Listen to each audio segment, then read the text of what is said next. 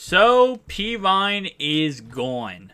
And this now means Joe Mixon and, of course, our man Chris Evans are the only players running back wise on the Cincinnati Bengals.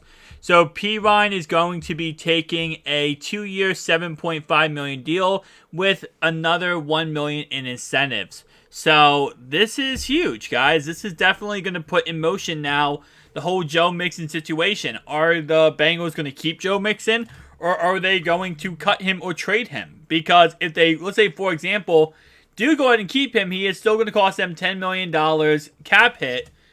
Is he worth that $10 million? Now, I talked about earlier today a possible trade where Austin Eckler has been talked about how he wants to be traded from his team because he wants a new contract, and how potentially the Bengals could get Austin Eckler on the same contract, pretty much, same cap hit as Joe Mixon. So they could possibly trade Mixon to the Chargers for Austin Eckler, maybe put some picks in there too, and just swap running backs.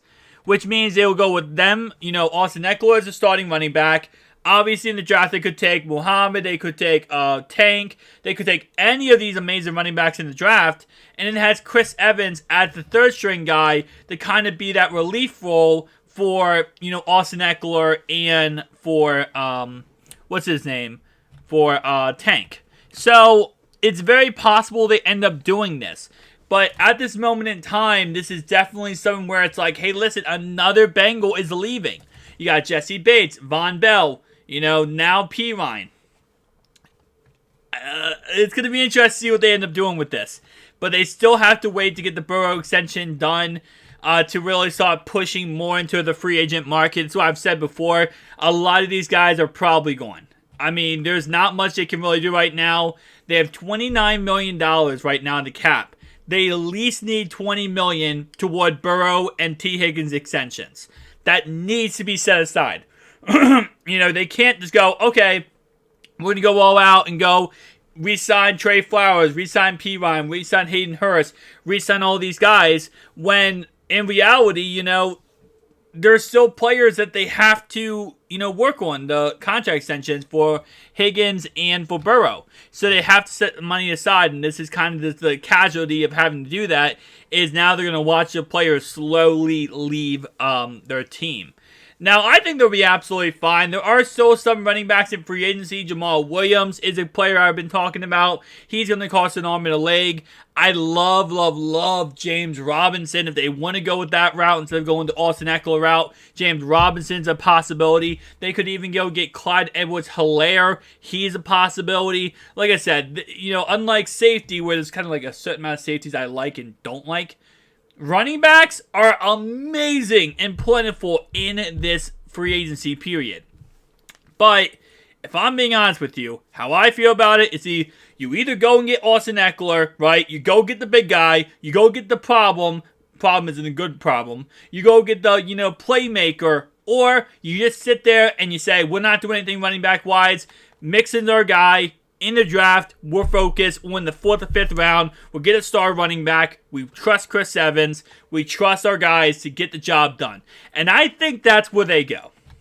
Like, I obviously proposed the trade of the Austin Eckler, because I think it would be cool. I think it would be a really cool idea for them to go get Austin Eckler, right? Go get an absolute crazy playmaker in the backfield.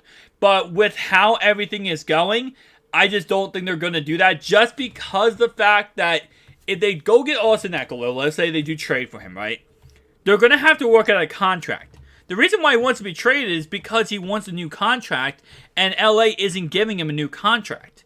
So he wants a contract extension. So if they do end up going with the route of going toward Austin Eckler, they got to work out a new contract.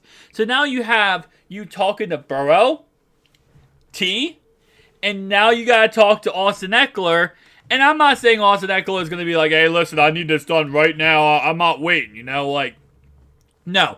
He'll be pretty understanding and ready to go. But then what happens is, if you get done these two contracts, right, you look at the money like, oh, we don't have much money left. And then Austin's like, hey, what's my contract? You just traded for me. And they're like, we're going to work on you now. That's another problem. And again, you don't know. I mean, Austin Eckler might say, listen, I'm not accepting this trade. I'm not going to the Bengals unless they give me a paper that says my contract and I can sign it the second the trade is accepted. Some players are like that. Some players will go and get traded to a destination, wait a little bit and say, we'll work on a contract together throughout all next season. And other players are like, no, I'm not going to go to you and wait. You're going to have a contract worked out with me right now before the trade is finalized. Then once I get traded to you, I'll sign the paper on the dotted line. I'll become a part of your team. I don't know how Austin is.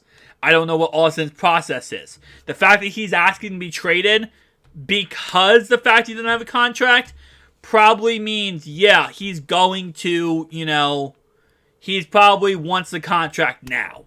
He doesn't want a contract in 2 months from now. He doesn't want a contract in a year from now. Well, not a year, but, like football season. He wants a contract right now on paper he can look at and say, yes, that is my contract. But we'll have to wait and see what ends up happening. Samaje Perine is done in Cincinnati, so this is another Cincinnati Bengal player that is lost. Guys, let me know your thoughts and opinions. I'll see you guys next one. Peace out.